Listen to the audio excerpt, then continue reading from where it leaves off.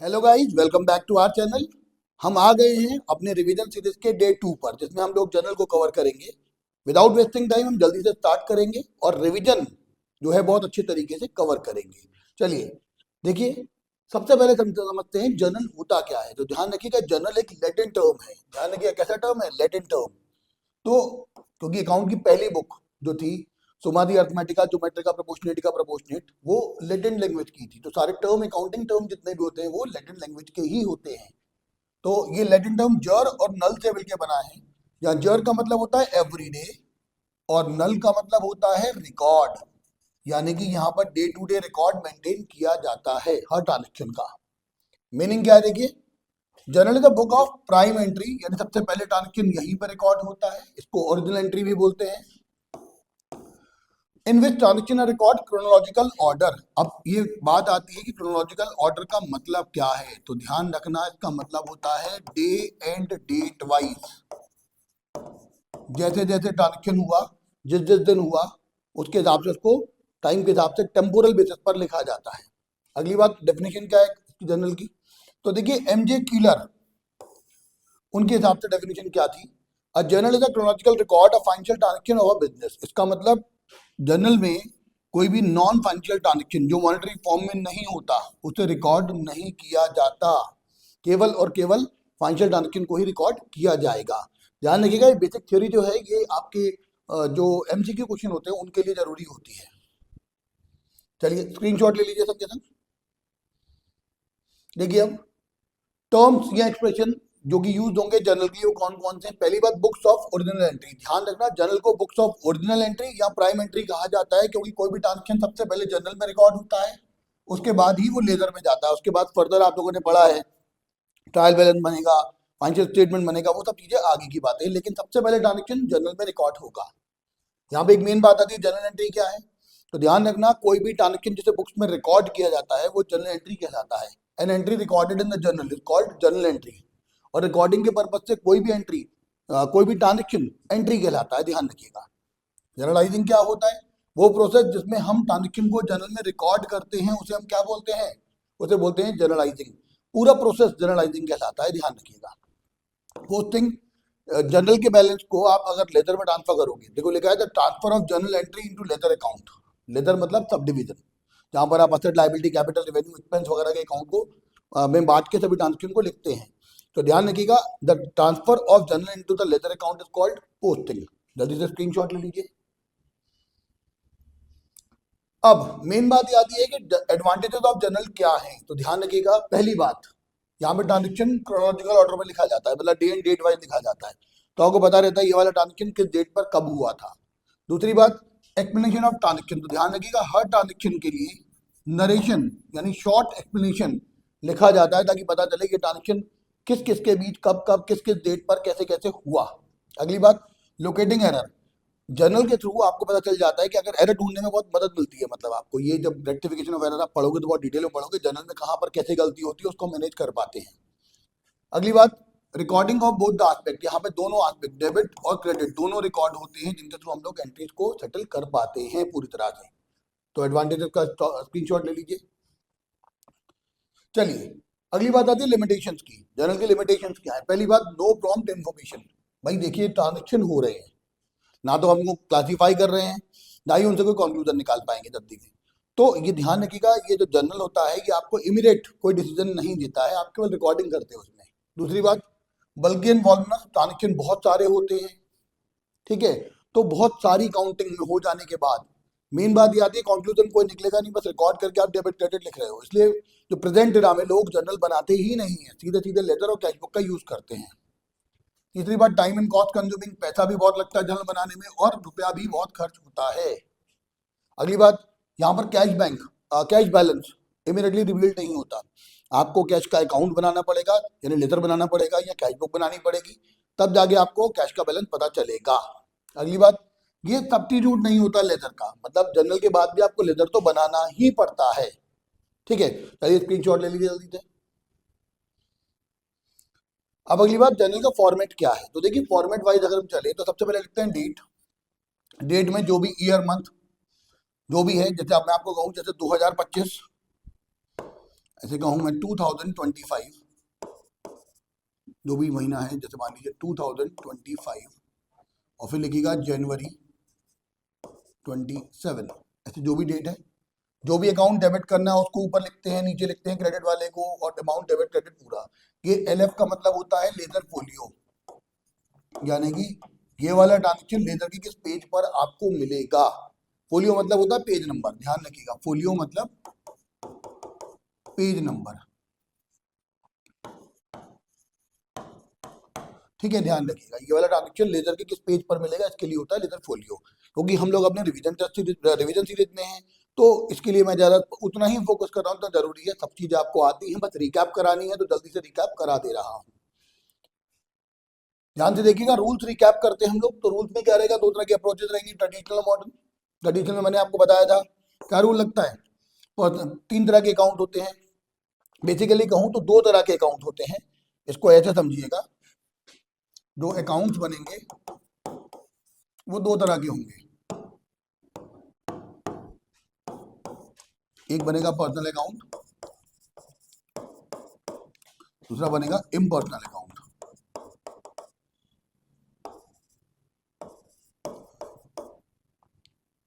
ठीक है, ये जो पर्सनल अकाउंट है इसको तो पर्सनली रहने देंगे, लेकिन इम्पर्सनल के भी 2 पार्ट और निकल आएंगे, एक होता है रियल अकाउंट और एक होता है नॉमिनल अकाउंट। तो अभी हम ढंग से इसको कवर करते हैं, पूरा देखते हैं कैसे कैसे क्या रहेगा। तो देखिए, जो जो पर्सनल अकाउंट होता है जिसमें सभी पर्सन शामिल होते हैं, चाहे वो नेचुरल हो, चाहे वो आर्टिफिशियल हो, चाहे वो रिप्रेजेंटेटिव हो, वो सब पर्सनल अकाउंट में आएंगे। रूल रहता है debit the receiver credit the giver, debit the receiver credit the giver. किसका रूल है ये, पर्सनल अकाउंट का। सभी पर्सन, नेचुरल, रिप्रेजेंटेटिव और आर्टिफिशियल, सारे पर्सन इसी में शामिल होंगे। ज़्यादा डिटेल के लिए आप मेरी पिछली क्लास को देख सकते हैं, जिसका लिंक मैं आपको कमेंट बॉक्स में पेस्ट कर दूंगा, ताकि इसकी बहुत अच्छे से जानकारी आपको सभी चीज़ों की मिल जाए। ठीक है, दूसरा रियल अकाउंट की बात करें तो रियल अकाउंट का रूल क्या होता है, डेबिट व्हाट कम्स इन, क्योंकि असेट से डील करता है। पर्सनल अकाउंट किससे डील करता है, पर्सन से। रियल अकाउंट किससे डील करता है, असेट से। तो असेट्स का आना डेबिट और जाना क्रेडिट।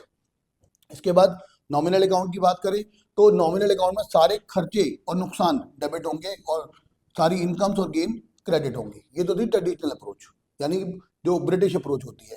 अमेरिकन यानी कि मॉडर्न अप्रोच जो है, उसमें क्या होता है आपको पता हो तो, मैंने बताया था कि यहाँ पर अकाउंट को हम 5 पार्ट में बांट लेते हैं। पहला होता है असेट्स, दूसरा होता है एक्सपेंस, तीसरा होता है कैपिटल, चौथा होता है लायबिलिटी, पांचवा होता है रेवेन्यू यानी इनकम। तो अब ध्यान रखना, असेट्स का बैलेंस होता है डेबिट, ठीक है। ऐसे ही यहाँ पर क्या होता है, और एक्सपेंस का बैलेंस भी क्या होता है, डेबिट। असेट्स और एक्सपेंस दोनों का बैलेंस डेबिट होता है। इनको डेबिट होने के चक्कर में इनको बढ़ाने के लिए डेबिट करते हैं और घटाने के लिए क्रेडिट किया जाता है। ध्यान रखिएगा, असेट्स और एक्सपेंस दोनों का बैलेंस क्या होता है, डेबिट। तो इनको बढ़ाने के लिए क्या करेंगे, डेबिट, और घटाने के लिए क्रेडिट। और कैपिटल, लायबिलिटी और रेवेन्यू, इनका सबका बैलेंस क्या होता है, क्रेडिट। इनका बैलेंस क्या होता है, क्रेडिट, और इनका बैलेंस क्या है, डेबिट। अब क्रेडिट को बढ़ाने के लिए क्या करेंगे, क्रेडिट, और घटाने के लिए डेबिट। तो इस बात को ध्यान रखिएगा, सेम साइड जाओगे तो बढ़ोगे, अपोजिट साइड जाओगे तो घटोगे, दोनों ही केस में यही है। तो इसका भी स्क्रीनशॉट ले लीजिए आप लोग। चलिए, अब हम लोग कुछ ट्रांजेक्शन स्टार्ट करते हैं। ये जो ट्रांजेक्शन है मैं आपको ट्रेडिशनल अप्रोच से ही करा रहा हूँ, और बीच में जहाँ जैसे लगेगा जरूरत है तो वहाँ पे आपको मॉडर्न अप्रोच का भी यूज प्रॉपर तरीके से बताया जाएगा। तो बहुत ध्यान से समझिएगा सभी लोग, देखिएगा क्या क्या है। पहले लिखा है मनन स्टार्टेड बिजनेस विद कैश। देखिए, बिजनेस और बिजनेस का मालिक, यानी बिजनेस और बिजनेस का ओनर, दोनों अलग अलग माने जाते हैं। बिजनेस के ओनर ने अपनी प्राइवेट रिसोर्स से, यानी वेल्थ से जो पोर्शन बिजनेस में लगाया उसे हम क्या बोलते हैं, कैपिटल। लेकिन इसने क्या लगाया हुआ, कैपिटल। मान लीजिए इसने बिजनेस में कैश दिया है और वो अमाउंट कैपिटल कहलाता है, ठीक है। यानी बिजनेस के मालिक ने बिजनेस में जो पैसा लगाया उसे हम क्या बोलेंगे, कैपिटल। तो कैपिटल बिजनेस के ऊपर लायबिलिटी होती है। सोचिए, बिजनेस और बिजनेस का ओनर दोनों अलग अलग माने जाते हैं। हमें सारी एंट्री जो करनी होती है बिजनेस के पॉइंट ऑफ व्यू से करनी होती है। बिजनेस में बिजनेस के मालिक ने पैसा लगाया और कैश दिया है, तो देखिए जरा, बिजनेस में कैश आ रहा है और देने वाला कौन है, ओनर। और ओनर का रिप्रेजेंटेटिव अकाउंट क्या होता है, कैपिटल अकाउंट, ठीक है। तो यहाँ पर एंट्री क्या बनेगी, debit what comes in, what is coming in, cash account. तो cash account debit, and who is the giver, Manan. तो आप मनन कैपिटल अकाउंट भी लिख सकते हैं और केवल कैपिटल अकाउंट भी लिख सकते हैं। तो क्रेडिट द गिवर, और वो उसके लिए क्या आएगा, कैपिटल अकाउंट। ठीक है, नरेशन में being started business with cash.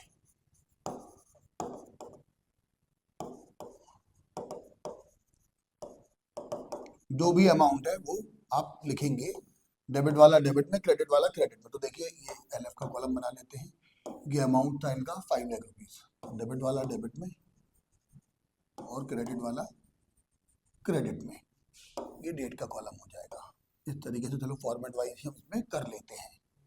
ठीक है, अब देखिए, अब बिजनेस स्टार्ट कर रहे हो तो बिजनेस की क्राइटेरिया भी काफी अलग अलग हो सकते हैं। ठीक है, जैसे अब ये तो था बिजनेस स्टार्ट करना, लेकिन ये भी तो सकता है आपने बिजनेस परचेज किया हो। जब आप बिजनेस परचेज करते हो और आपने वहां पर आपने जो लिखना होता है वो कैश नहीं लिखना होता, वहां पे आप किसी बिजनेस को, चलते चलाते बिजनेस को परचेज कर रहे हो, तो आप वहां पर उनकी असेट्स भी एक्वायर कर रहे हो, लाइबिलिटी भी एक्वायर कर रहे हो, तो वहां पे नेट एसेट लगता है। तो एंट्री होती है नेट एसेट या sundry assets account debit. Sundry मतलब miscellaneous, sundry assets account debit to capital या टू कैश अकाउंट। क्योंकि हमारे पास सारी एसेट्स आई होंगी, सन्ड्री एसेट मतलब सभी एसेट्स का टोटल जिसमें लायबिलिटी भी कटाई हुई है। कायदे से यहाँ पर सन्ड्री की जगह भी नेट आना चाहिए। ठीक है ना, तो net asset account debit to cash, क्योंकि कैश जा रहा है और एसेट्स आ रही है। ठीक है, अब अगली बात, कभी कभी ऐसा भी होता है कि आपको ओपनिंग एंट्री दी होती है, ओपनिंग एंट्री बहुत सारे बैलेंस के साथ दी होती है, तो वहां पे क्या करते हैं, सारी एसेट्स को करेंगे डेबिट और सारी लायबिलिटी को करेंगे क्रेडिट। तो देखिए मनन ने बिजनेस स्टार्ट किया है कैश के संग, बैंक के संग, डेटर एक्स वाई के संग, मशीन के संग और क्रेडिटर के संग। तो आप क्या करेंगे, देखिए जरा यहाँ पर, तो एंट्री की जाएगी कैश अकाउंट, सारी एसेट डेबिट करेंगे, cash account debit, bank account debit, X debit, Y debit, machine account debit to creditor Z. तो देखिए कितना था ये, 10,000, ये था 40,000, ये था 35, 15 और 1 लाख और 60,000 के क्रेडिटर।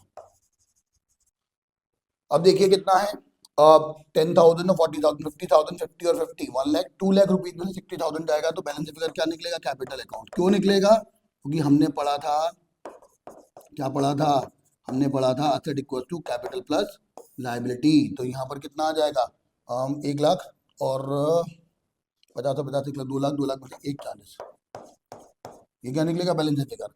आपको पता हो asset equal to capital plus liability होता है, तो कैपिटल क्या होगा, एसेट माइनस लायबिलिटी, वही हमने यहाँ पे यूज किया है। इतनी बात समझ में आई।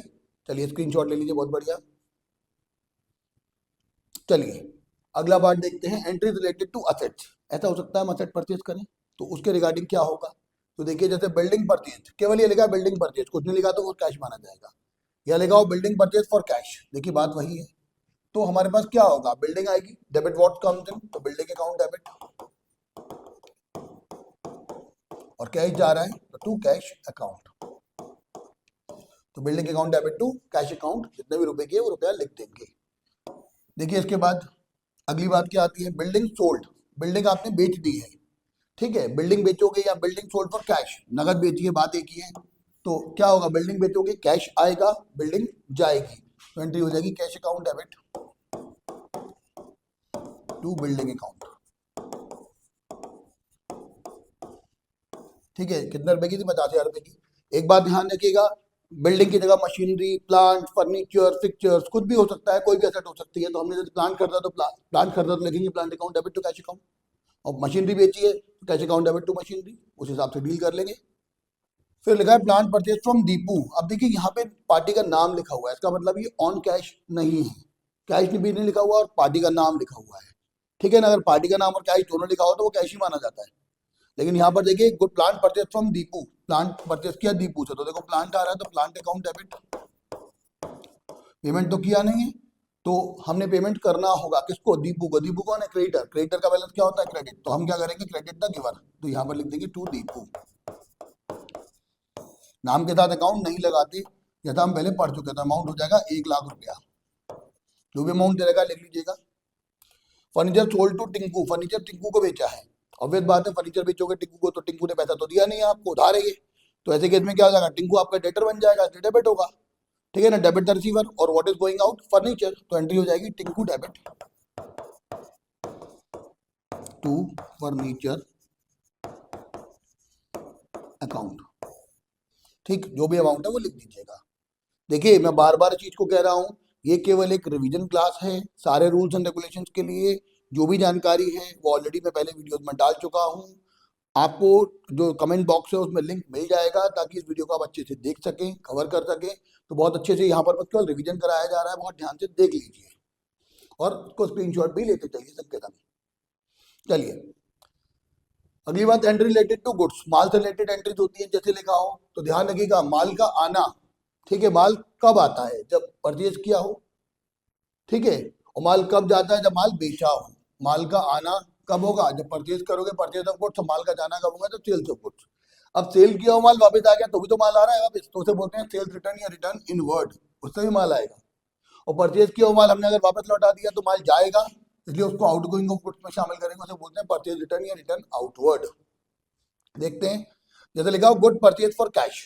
देखिए परचेज एक खर्चा होता है, मैंने आपको हमेशा बताया, परचेज एक खर्चा और सारे खर्चे डेबिट होते हैं, और कैश जा रहा है। यहाँ पर इसकी जगह लिखा हो सकता था good purchase from Y for cash. अब देखिए पार्टी का नाम भी और कैश भी है, तो पार्टी का नाम को मानो गोली, केवल कैश आएगा यहाँ पर और कुछ नहीं आएगा। तो देखिए यहाँ पे क्या होगा, गुड परचेज फॉर कैश में परचेज एक खर्चा है, परचेजेस अकाउंट डेबिट, और कैश जा रहा है तो टू कैश अकाउंट।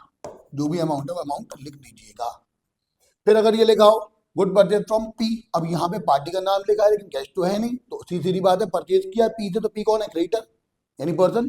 तो एंट्री क्या हो जाएगी, परचेज खर्चा तो डेबिट ऑल एक्सपेंसेस, तो परचेज अकाउंट डेबिट। और दूसरी बात, पी कौन था, गिवर, माल को देने वाला, तो क्रेडिट द गिवर, तो purchase account debit to P. या फिर इसकी जगह पे अगर ऐसे लिखा होता है एक और कि आपने उधार परचेज किया है, पी को पेमेंट कुछ थोड़ा किया है थोड़ा नहीं किया है, तो वो सभी ट्रांजेक्शन अभी आगे कंपाउंड एंट्रीज में पढ़ेंगे।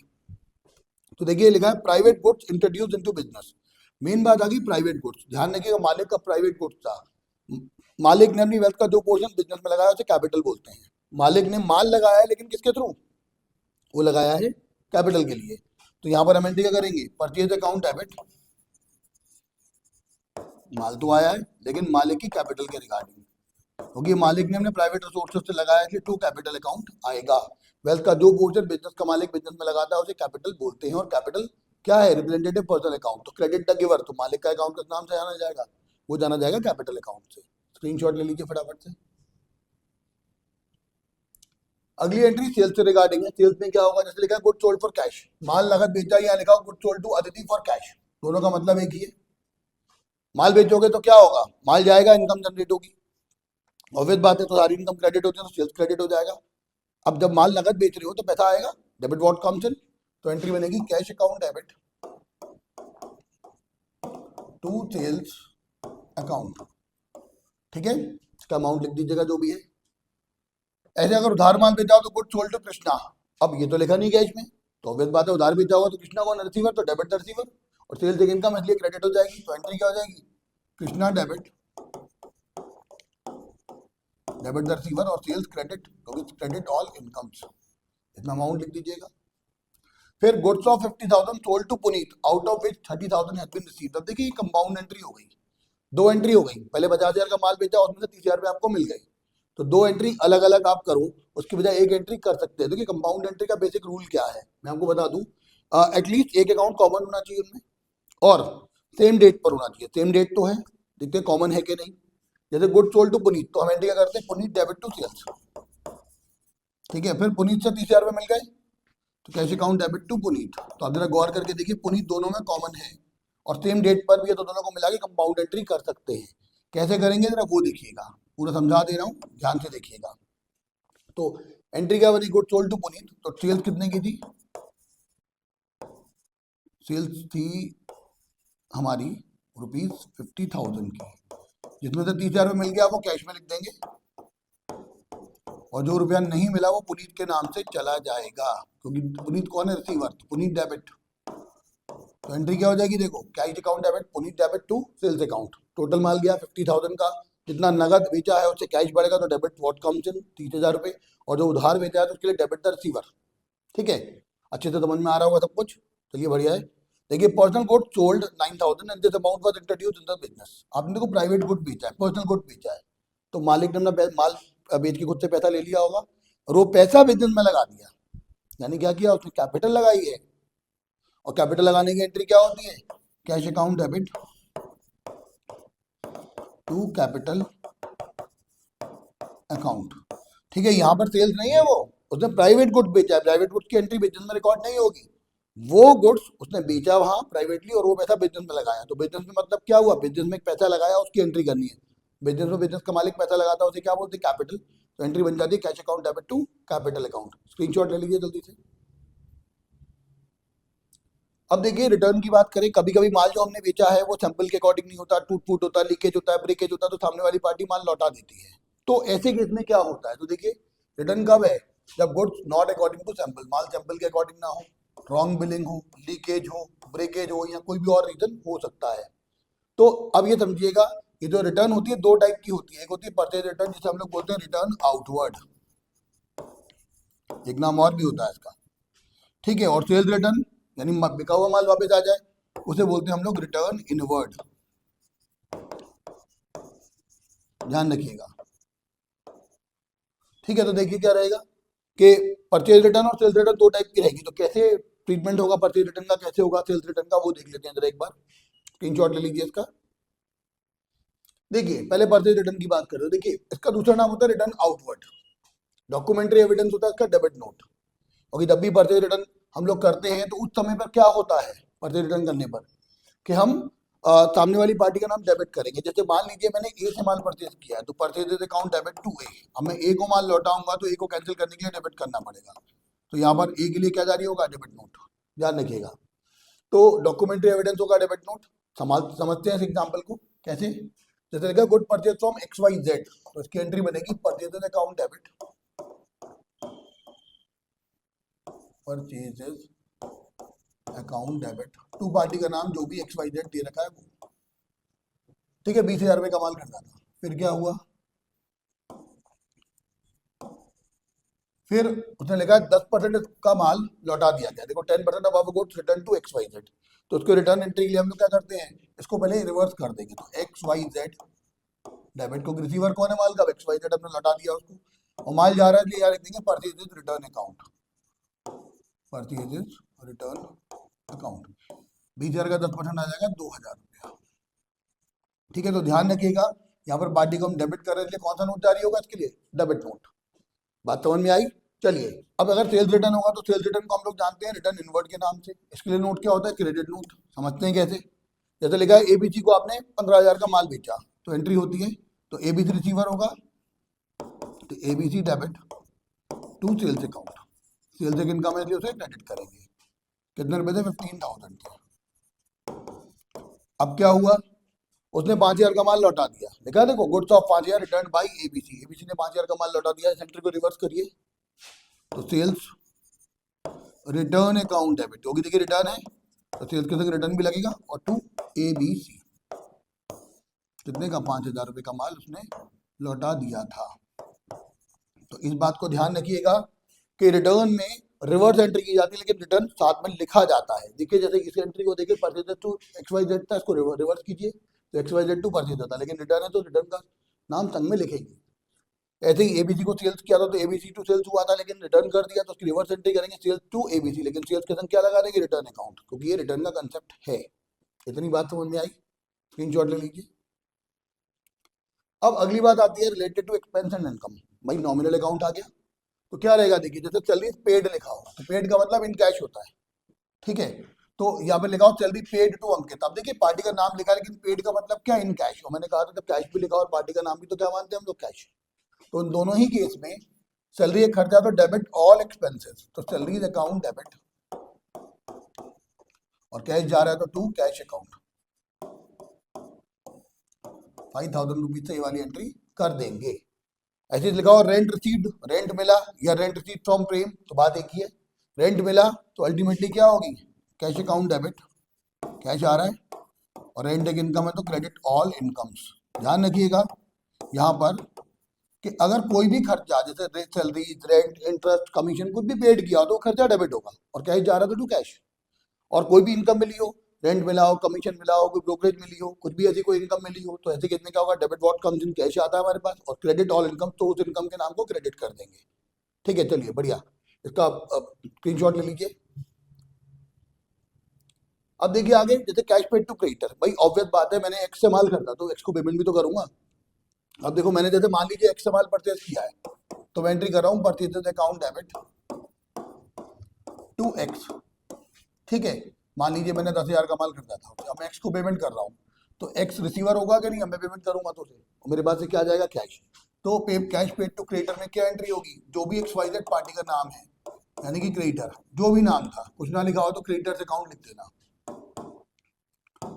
ठीक है, टू हमारे पास से कैश जा रहा है तो क्रेडिट व्हाट गोज आउट। ठीक है, ध्यान रखिएगा, जो भी नाम है, नाम लिखा है, राम को पेमेंट किया तो राम टू कैश, श्याम को पेमेंट किया श्याम टू कैश, पंकज को पेमेंट किया पंकज टू कैश, मीनू को पेमेंट किया मीनू टू कैश, ऐसे हो जाएगा। अगली बात, cash receive from debtors, debtor से पैसा मिला तो ऑब्वियस बात है कैश आएगा, और डेटर हमारे लिए हमेशा क्या था, डेबिट, लेकिन अब वो दे रहा है पेमेंट, तो कैंसिल करने के लिए क्रेडिट करेंगे, तो क्रेडिट द गिवर, गिवर कौन है यहाँ पे, डेटर, तो डेटर का नाम जो भी दिया हो ABC या जो भी नाम दिया हो, तो कैश रिसीव फ्रॉम डेटर की एंट्री क्या होती है, cash debit what comes in, तो cash account debit, to credit the giver, XYZ जो भी नाम हो सकता है, जैसे मान लीजिए नहीं दे रखा नाम तो आप डेटर्स लिख सकते हैं, ध्यान रखिएगा, नाम दिया है तो जो भी नाम दिया है ABC जो भी नाम दिया है वो आप लिख सकते हैं। ठीक है, चलिए स्क्रीनशॉट ले लीजिए इसका भी। अगली बात हम करते हैं कंपाउंड या जॉइंट एंट्री की। मैंने आपसे क्या कहा था, कंपाउंड, जॉइंट, मिक्स या कंपोजिट या जॉइंट एंट्रीज क्या होती है। पहली बात, एसेंशियल फीचर्स क्या होते हैं, देखिए, तो इसमें एसेंशियल फीचर होता है at least one common account,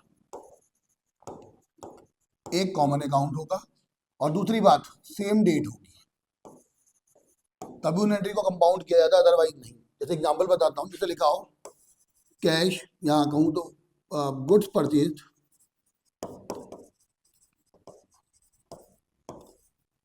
from Ram, मान लीजिए हो जनवरी 10 को, जनवरी 10 को ही एक और हो, गुड्स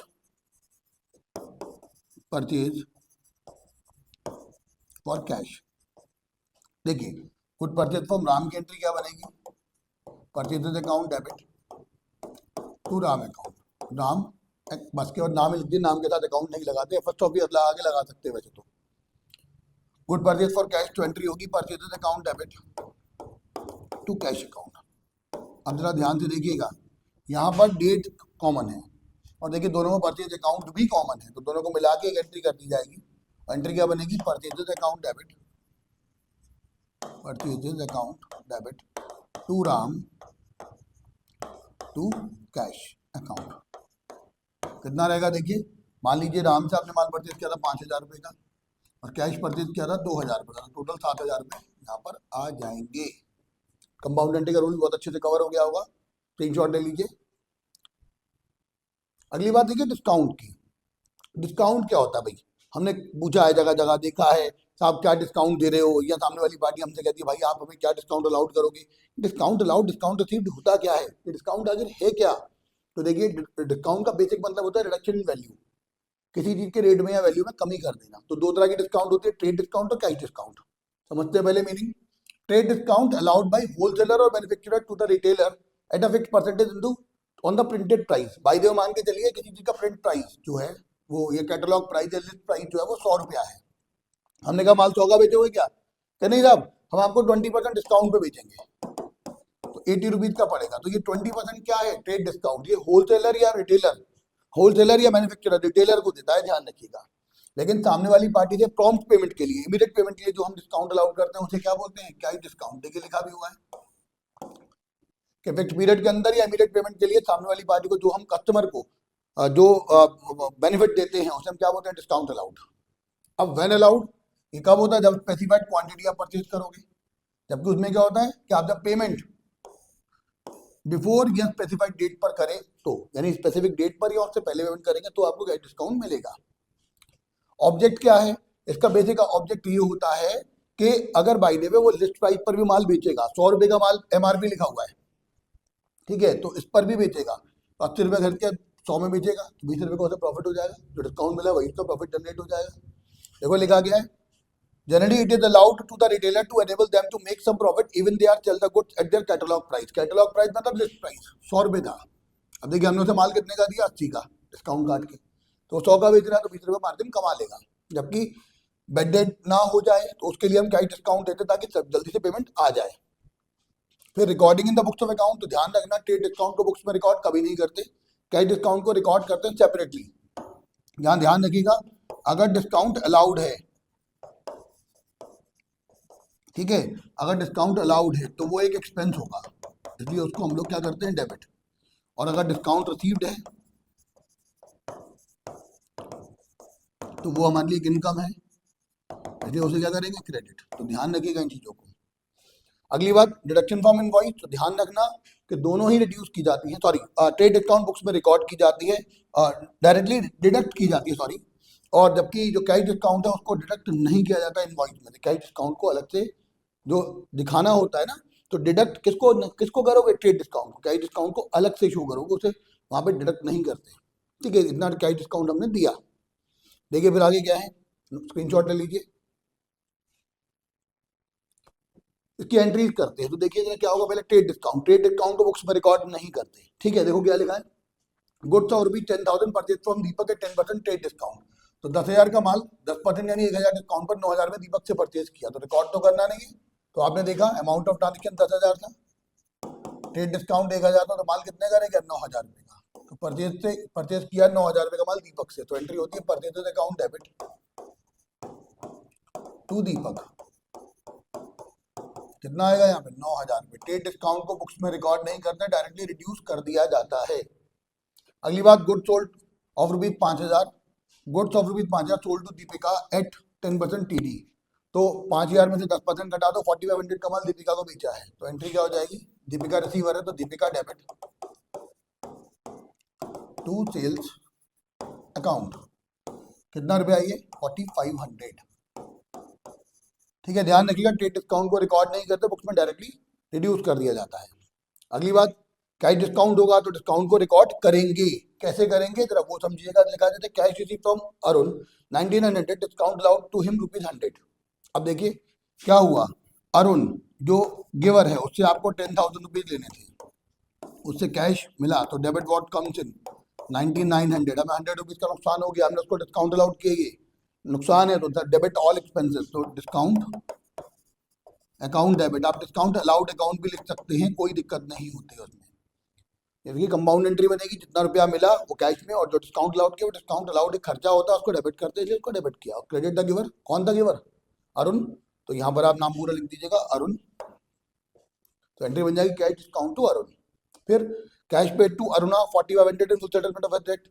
अब अरुणा को बाय द मान लो उसका जो डेट था वो ₹5,000 का था, ठीक है, हमने अरुणा को 4,500 रुपये दे दिए, तो 500 रुपये डिस्काउंट हो जाएगा। तो देखो who is the receiver, Aruna,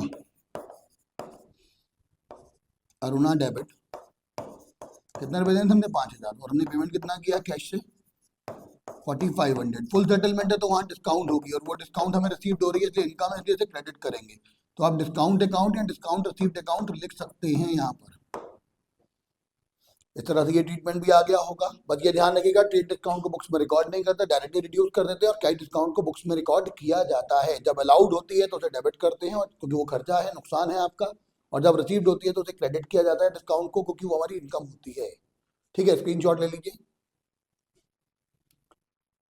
अब देखिए आगे क्या है, दोनों डिस्काउंट एक साथ आए तो कैसे बनेगा। तो देखो गुड्स और rupees 10,000 purchase at 10% discount, 5% cash discount. तो जरा गौर करके देखना, अमाउंट ऑफ ट्रांजेक्शन कितना था, अमाउंट ऑफ ट्रांजेक्शन था 10,000, इसमें से TD ट्रेड डिस्काउंट घटाओ पहले एट द रेट 10%, 1,000 गया, तो परचेजेस का अमाउंट कितना रहेगा 9,000। अब देखिए 5% कैश डिस्काउंट है, तो देखिए डिस्काउंट इसको तो रिकॉर्ड करेंगे, डिस्काउंट कितना था 5%, तो 9,000 का 5% आ जाएगा 450। तो पेमेंट आपने कितना किया,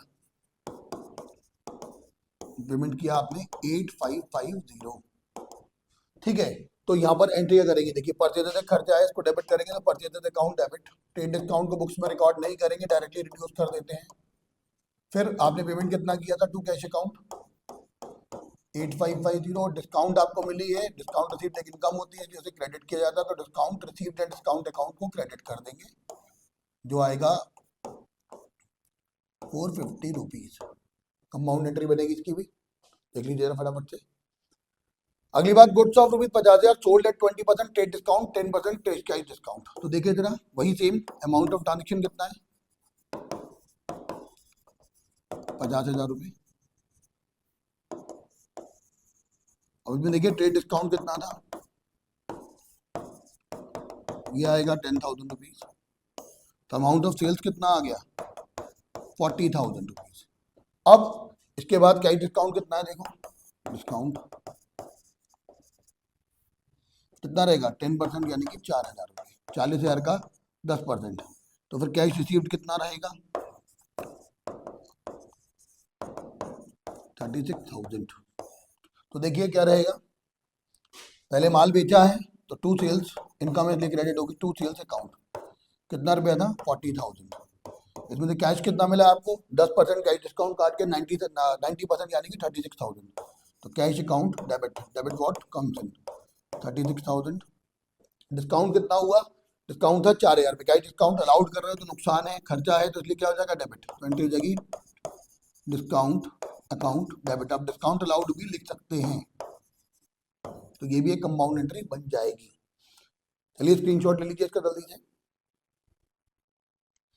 अब अगली बात, entry related to list price. ये हमारा आज की क्लास का लास्ट टॉपिक है, 2 सवाल करवा रहा हूँ इसके, बहुत ढंग से समझ लीजिएगा। और ये बात ध्यान रखिएगा, अगली 2 क्लासेस में या हो सकता है अगली ही क्लास में जनरल पूरा खत्म हो जाए, क्योंकि रिवीजन क्लास है तो बहुत ज्यादा लंबा खींचना नहीं है, और तसल्ली से देखिएगा आराम से कवर हो जाएगा। साथ दीजिए, बिल्कुल बराबर सब कुछ कवर करेंगे, एक चीज को कवर करेंगे, एक पॉइंट को कवर करेंगे और अच्छे तरीके से नंबर गेन करेंगे। 11th भी हमारा है और आगे 12th भी हमारा ही होगा। चलिए देखते हैं, लिखा है enter the following transaction the journal of Hari and company. अब देखिए मैं पूरा जर्नल बना के आपको समझा रहा हूँ, तो बकायदा पहले हम लिखेंगे journal of Hari and company, journal of Hari and company. तो फॉर्मेट में सबसे पहले हम क्या लिखते हैं, डेट, फिर क्या लिखते हैं, पर्टिकुलर्स,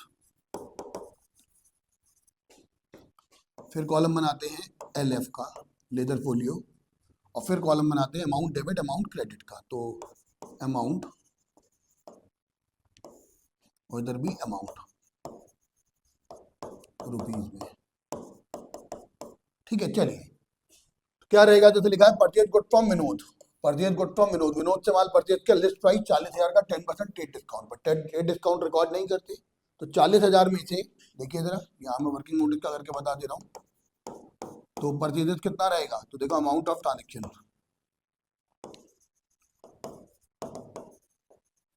ये था 40,000 रुपये का। अब आपको 10% इसमें ट्रेड डिस्काउंट दे दिया आपने, तो 4,000 रुपये किया, तो कितने का माल परचेज किया होगा, 36,000 का। तो good purchase from Vinod rupees 36,000। तो एंट्री क्या हो जाएगी, परचेजेस खर्चा है तो purchases account debit to Vinod, क्योंकि आपको पेमेंट करना बाकी है भी, आपने पेमेंट नहीं किया। नरेशन भी लिखते हैं, तो हम लोग नरेशन भी लिख देंगे। तो देखो being goods purchase from Vinod, देखिए आप चाहें तो ज्यादा बेटर है, अगर नरेशन आपको समझ में नहीं आया तो बीइंग लगा के ये स्टेटमेंट पूरा पूरा छाप दीजिएगा यहाँ पर, तो भी हो जाएगा।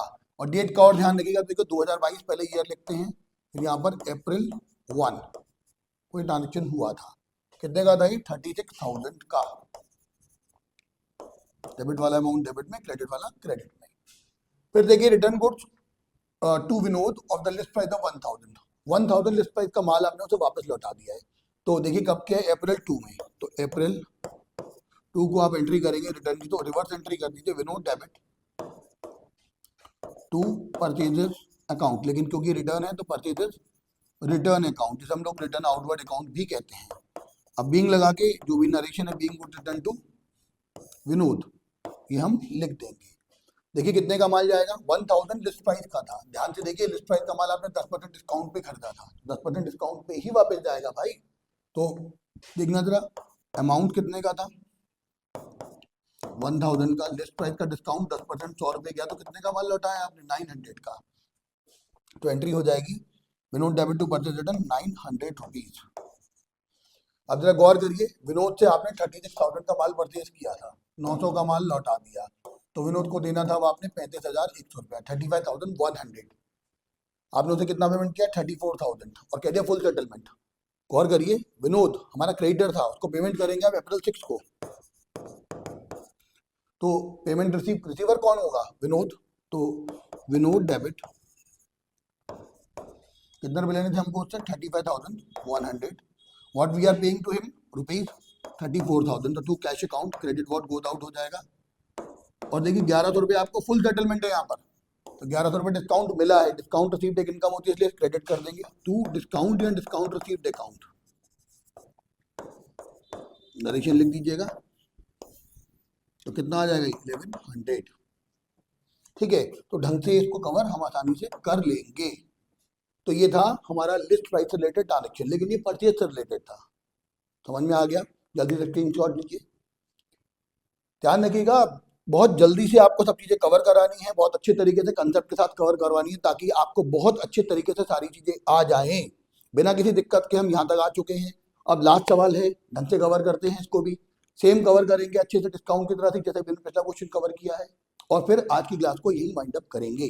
चलिए देखिए, लिखा है enter the following transaction in the journal of Gaurav brothers. क्या लिखा है देखो, पहले इसमें भी फॉर्मेट, चलिए फॉर्मेट नहीं बनाते, इसमें डायरेक्टली कर लेते हैं। फॉर्मेट मैंने पिछले सवाल में सिखा दिया, वैसे ही लगेगा। तो मेड एंड को sold good to Kailash of the list price of 1 lakh at 10-15% trade discount. देखिए जरा, मैं आपको हिंट के तौर पर बता दे रहा हूँ, 1 लाख का माल था, 15% 15,000 ट्रेड डिस्काउंट गया, तो आपने माल कितने का बेचा? 85,000 का। कैलाश को माल बेचा तो एंट्री होगी Kailash debit to sales account, कितने रुपए का? 85,000। फिर कैलाश ने 4,000 लिस्ट प्राइस का माल वापस लौटा दिया। ऑब्वियस बात है, 4,000 का माल था, 15% ट्रेड डिस्काउंट 600 रुपये कम करके 3400 में हमारे पास लौट के आएगा। इसकी रिवर्स एंट्री करिए रिटर्न लगा के, तो एंट्री हो जाएगी सेल्स रिटर्न अकाउंट डेबिट। लौटाने वाला कौन है? कैलाश, तो क्रेडिट द गिवर 4500। ठीक, सॉरी 4500 कह रहा हूँ, 3400। अब जरा गौर करिएगा, receive cash from Kailash, the amount due from him under a cash rebate of 5%। जरा गौर करना, हमने उससे माल खरीदा था 85,000 का, उसने लौटा दिया 3400 का, तो 81,600 हमने उससे रिसीव करना था। 81,600 का 5% हमने डिस्काउंट दे दिया। ठीक है, तो डिस्काउंट आएगा 4,080, शायद 5% 4,080 आएगा, हाँ 4,080 आएगा। तो बाकी कितना बचेगा? 0, 2, 5 और 7, 7, 77, 81, 81,600। ठीक है, तो देखिए अब आपने कितना पेमेंट रिसीव किया गया लास्ट से? तो debit what comes in cash account debit 77,520। किससे मिला है? कैलाश से। और कैलाश से आपको कितने रुपए लेने थे? उससे रुपए लेने थे आपको 81,600। इसका 5% आपने डिस्काउंट दिया, तो डिस्काउंट अलाउड एक खर्चा होता है, इसलिए उसको डेबिट करते हैं। तो डिस्काउंट अलाउड या डिस्काउंट अकाउंट डेबिट, जैसा भी आप चाहें, तो 4080 आ जाएगा, 81,600 का 5%, बाकी अमाउंट कैश में। तो इस तरह से हमने अभी डिस्काउंट तक का कवर किया है, और ये पहली क्लास है इस रिवीजन सीरीज की। ठीक है, आफ्टर इक्वेशन जर्नल की पहली क्लास है। ध्यान रखिएगा, अगली क्लास में उम्मीद करूंगा जर्नल पूरा खत्म किया जाएगा, इसमें बहुत सारी वेराइटीज वाले ट्रांजेक्शन हम लोग करेंगे, बैंकिंग ट्रांजेक्शन करेंगे, बैड डेट करेंगे, बैड डेट रिकवर्ड करेंगे। ठीक है, और बाकायदा कैपिटल रेवेन्यू आइटम करने हैं आपको, और मिसलेनियस एंट्रीज बहुत सारी हैं। वो क्लास थोड़ी लंबी रहेगी, लेकिन हम इसको ढंग से अभी यहाँ तक कवर कर लें ताकि बेस बने और कॉन्फिडेंस जनरेट हो, रीजनरेट हो। ठीक है, तो इस उम्मीद के साथ कि आपको सब चीज़ें बहुत अच्छे समझ में आई हैं, आपने स्क्रीनशॉट लिए हैं समय पर, सब चीज़ें कवर हो चुकी हैं आपकी, रिवीजन आप बहुत अच्छे से कर रहे हैं, बहुत अच्छे से आप वीडियो को देखेंगे भी, लाइक भी करेंगे, जहाँ जहाँ जरूरत है वहाँ पॉज करके पूरा ढंग से लिखेंगे भी। मैं यहाँ आज की क्लास यहीं पे ख़त्म कर रहा हूँ, और आप सब लोग बहुत अच्छे से साथ दीजिए ताकि हम अगली क्लास को बहुत अच्छी तरीके से आपके साथ लेके आएँ और बहुत अच्छे से सब चीज़ें कवर करें, रिवीजन सीरीज बहुत अच्छे तरीके से चले और सब चीज़ें आपके सामने बहुत अच्छे तरीके से हो पाएँ। चलिए ठीक है, अपना ख्याल रखिएगा, खुश रहिएगा।